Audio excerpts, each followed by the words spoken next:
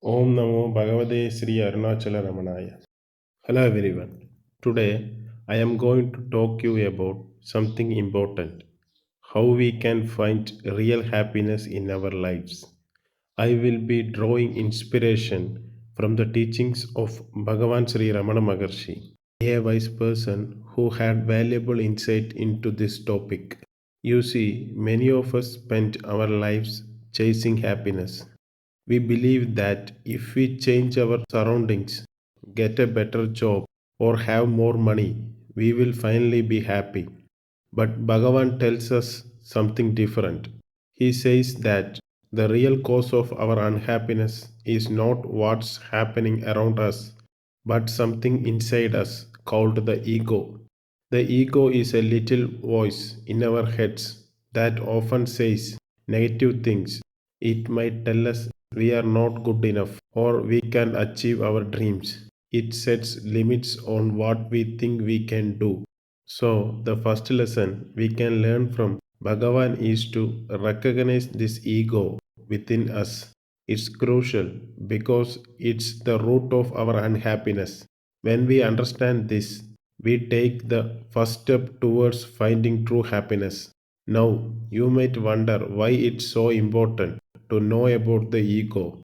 Bhagavan believed that the ego creates a cycle of suffering. It's like building a cage around ourselves and then trying to break free from it. We hold ourselves back because we doubt our abilities, and this self doubt comes from the ego. Think about the times you wanted to do something but hesitated because you thought you couldn't. That's the ego at work. It's like our own worst critic, always telling us we are not good enough. So here is the thing, blaming external things for our unhappiness, like our jobs, relationship, or circumstances, does not really help. Even if we find temporary happiness in these things, it usually doesn't last very long. We end up stuck in a cycle of constantly searching for more. Bhagavan asks us to consider this. Can we truly find lasting happiness in things outside of ourselves? Even when we do, how long does that happiness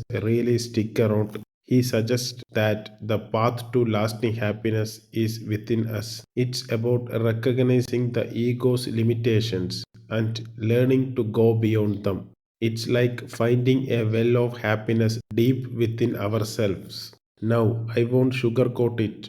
This journey isn't easy. It takes self reflection and sometimes facing our fears and doubts. But it's a journey worth taking because it leads to a happiness that doesn't depend on what's happening around us.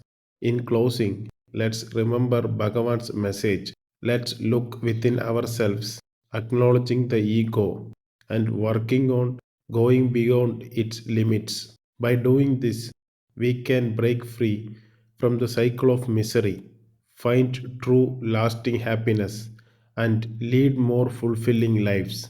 Bhagavan's teaching reminds us that the real key to happiness lies not in changing our external circumstances, but in understanding and transforming ourselves from within.